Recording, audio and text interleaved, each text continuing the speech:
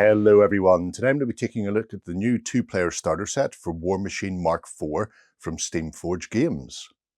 Alright then, so the new Warmachine 2-player starter set from Steamforged. It contains Khador and Cygnar, which will get you started into the world of Warmachine for Mark IV. You will also require some dice, a tape measure and tokens. They are not included. However, let's take a look at what you do get within the box itself. Okay, first up, a little mini poster of the 2 Warjacks. On the reverse, you'll find a couple of links and QR codes. This is for a starting guide for the box set, including the build guides and how to play. The app. So the entire rules and all of the army lists and list building are all done via a free app that you can get for Apple and Google. There's also the community on Discord and on Facebook. Okay, there are also 6 sprues. We're going to start off by taking a look at the Khador sprues. So this one will allow you to build the Hound and Jackal, I believe. All of the components are individually marked.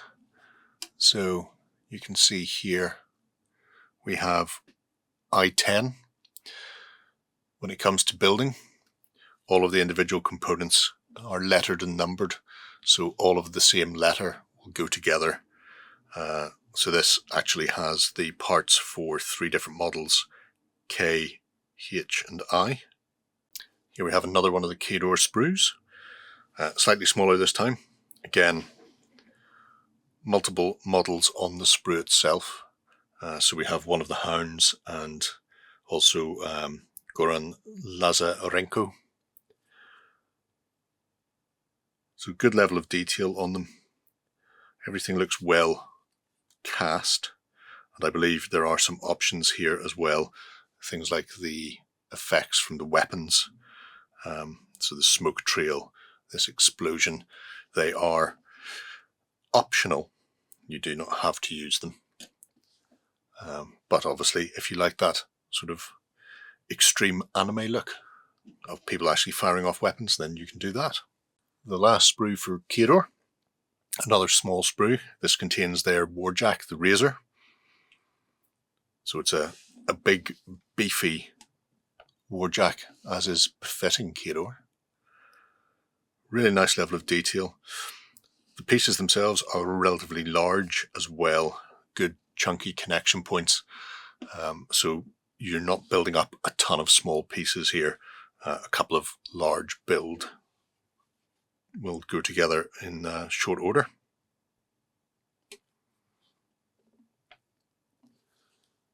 So let's move on to Cygnar. So here we have the first of the Cygnar sprues, containing the Black 13th. And I think Sebastian Falk is also on this sprue. Again, like Khador, they're all lettered and numbered individually.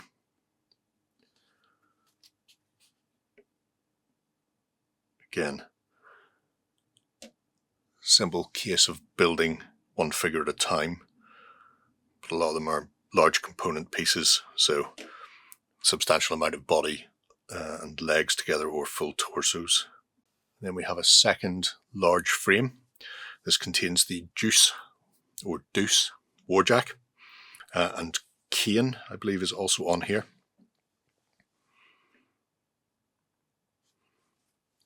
Again, it seems relatively straightforward. There are a few options on here. So you can see we have A13/1 and the A13. So where you have a slash component, you can use either the standard or replace it with the other, which means that you've got a smoking pistol and one that has not been fired. So options are there. You just need to look out for those slash designations and decide whether to use that or not. The final sprue in the box is some terrain. So you get 4 wall sections and 2 of these water features. They are nicely detailed. See some water rippling, and then with the stone walls themselves, some replaced stone with mealie bags, and some broken wall or fence sections have been cobbled back together again. So just a very simple set of terrain to teach you the game. Along with the miniatures is a bag of bases. So these are round lipped, and they are 30mm, 40mm and 50mm, I believe. I'll find out exactly what whenever we come to build them, but they are specific to certain models, so you need to make sure that you have the correct model paired with the correct base before you begin. So let's get them built and we'll be right back. Okay, starting off then with Cygnar and Major Alistair Kane. So he comes with a couple of options. A pair of pistols, either not firing or with an effect. So you could have both barrels firing or both barrels empty if you don't want the effect in play. Nice looking pose, that big leather duster kicking out behind him. Gameplay wise, here's a couple of interesting rules. First up, he is evasive, so if he gets hit by a ranged attack, after damage he can move 2 inches, which allows him to reposition either closer or further away from who's just targeted him. He also has leadership, so gun mages in his force within 10 inches gain headshot, which he also has himself, and headshot prevents targeted models making a tough roll. So he becomes a bit of a wicked shot, which carries over. Also, because he is a field marshal, Warjacks in his warband also gain evasive, so they also have that potential to move closer or further away from a targeted shot, or maybe even just into cover. So that's Alistair Kane, your Warcaster. Okay, speaking of Warjacks then, we have the Cygnar Warjack Deuce. He has a few abilities / synergies with the other units within the Cygnar faction in the box. So obviously he gains that evasive talent because of Alistair Kane, which means if anybody's shooting at them, then they can reposition afterwards. Speaking of repositioning, he has the reposition rule himself. So at the end of the model's activation, if it didn't run or charge, that includes field charges, then the model can advance 3 inches and then the activation ends. So very good at repositioning, moving closer if it needs to bring that cannon to bear, or alternatively it has the crescent blade melee weapon there as well. So gorgeous model, tons of fun, really nice detail on it as well.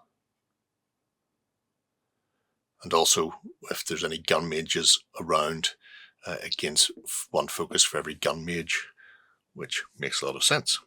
Okay, we have a solo, Captain Bastian Falk. So he comes with the Mage Lock Scattergun, which again has Decrepitation. So against constructs and undead, it's going to be doing a bit more damage. It also has Incendiary, so for the people who aren't constructs or undead, he does get to set them on fire, which is always good. He has a couple of interesting abilities. Run and Gun being my personal favourite, which is at the end of the activation, if the model destroyed 1 or more enemy models with a ranged attack, he can make a full advance. So again, you can see the Cygnar force are really about fire and manoeuvre. And then he has Reciprocate. So when he's missed by an enemy ranged attack, he may immediately make a basic ranged attack against the targeting model. So if somebody fires and misses, and he's in range, he gets to blast them back. Then if he kills them, he gets to move. You know, there's a lot going on. He also has leadership, and he has leadership for the gun mages, where they also gain that reciprocate ability. So if they get fired at and they are missed, then they get to return fire, which is fascinating. And we'll take a look at the gun mages next. Okay, the first of the Black 13th then is Ryan. Now, all of the Black 13th have Prowl, which gives them stealth if they are in concealment, which is great. But they also work as a very effective group. Each of them has an ability that they grant to the unit while they're alive. So while Ryan is on the table, they all get prey, where you target an enemy model in the first player's turn, and then any shots against them or any attacks against them get +2 to attack and damage rolls.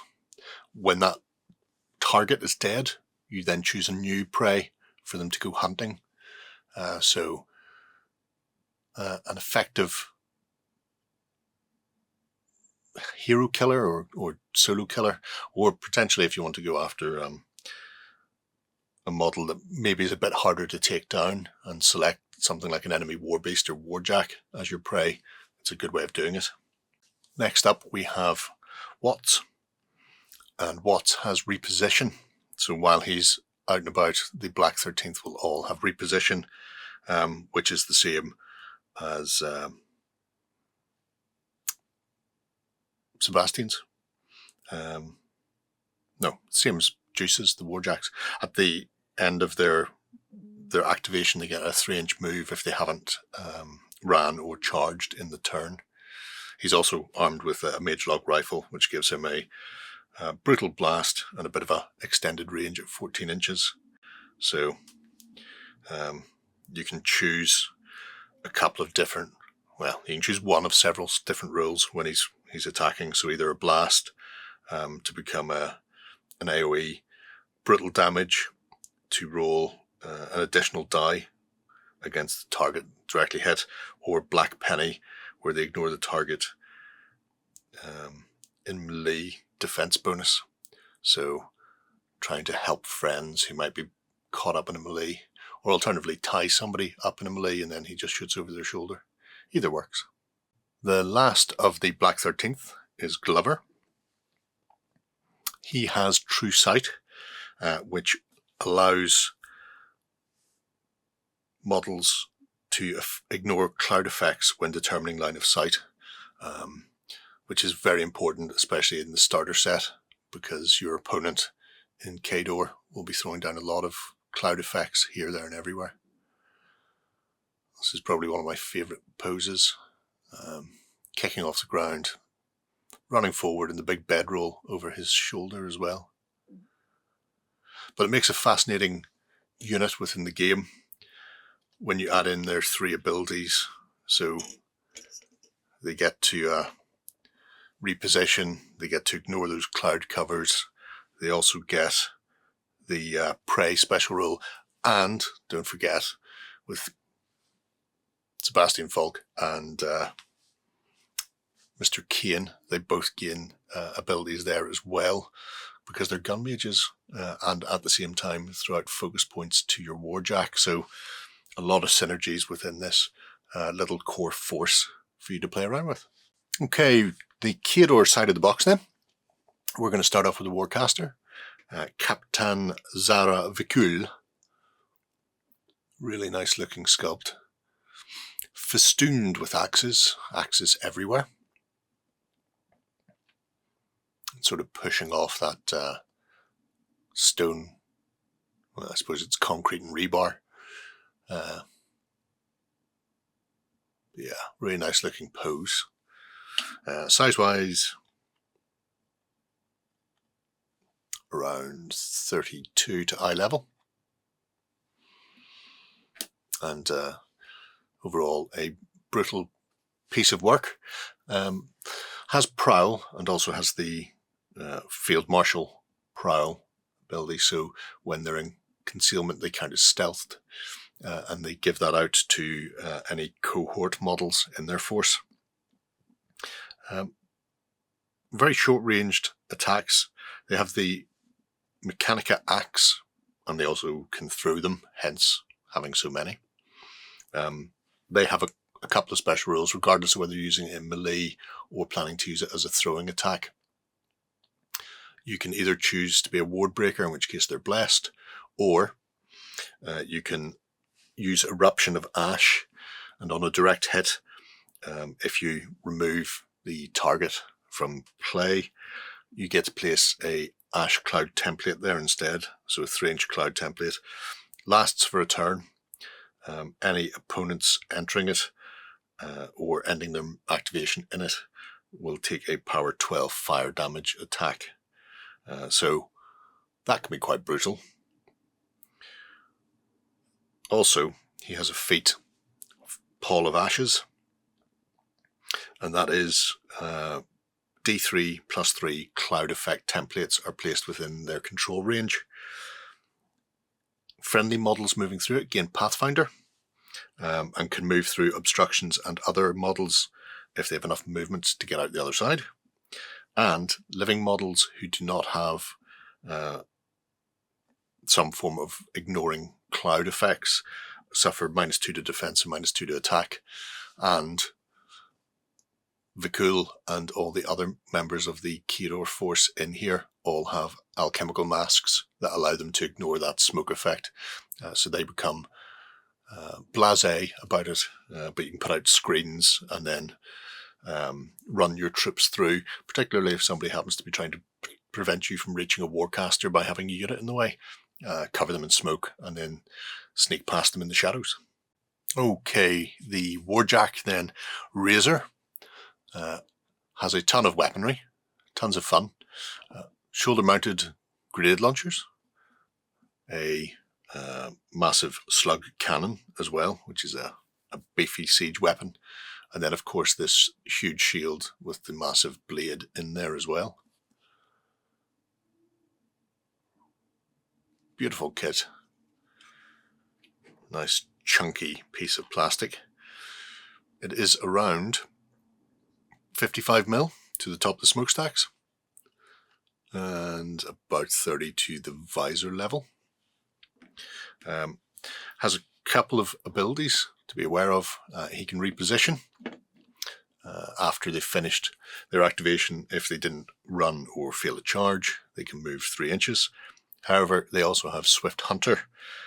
When they destroy one or more enemy models with a basic ranged attack, immediately after the attack is resolved, they can move 2 inches. So if you want to keep people at distance, you can retreat a bit. However, very short range weapons, so potentially you'll be looking to move forward.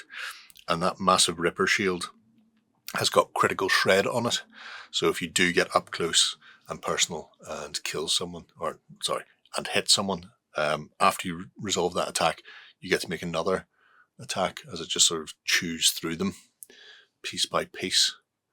So yeah, Razor, brutal deluxe, I think. Okay, our solo then for Khador is Sergeant Goran Lazarenko, the Jackal.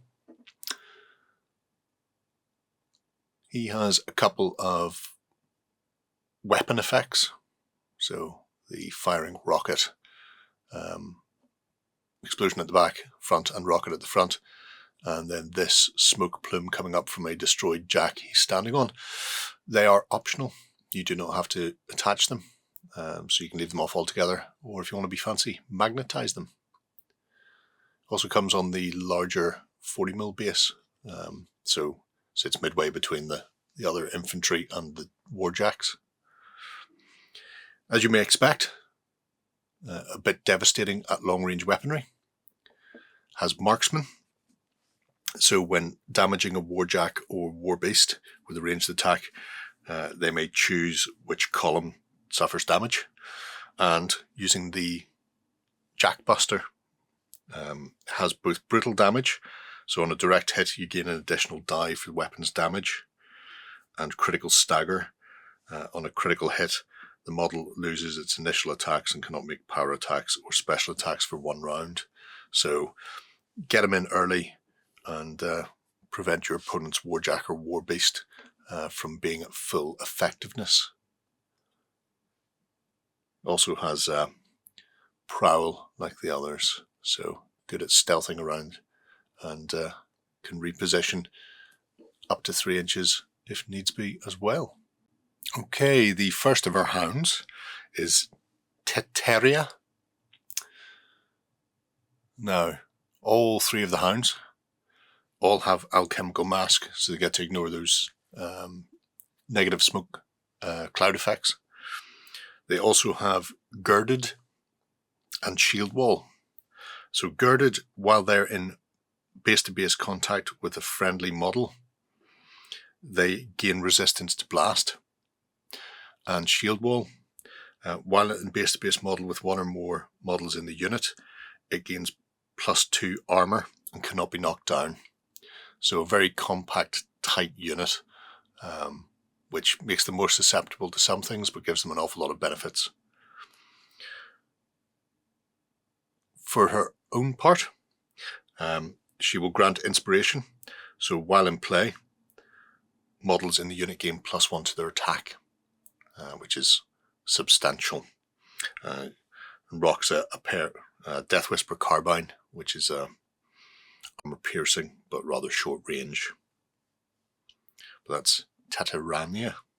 Next up, Fedinyayak. Again, has the same girded and shield wall rules, but also has Prowl, which they grant to the unit as a whole.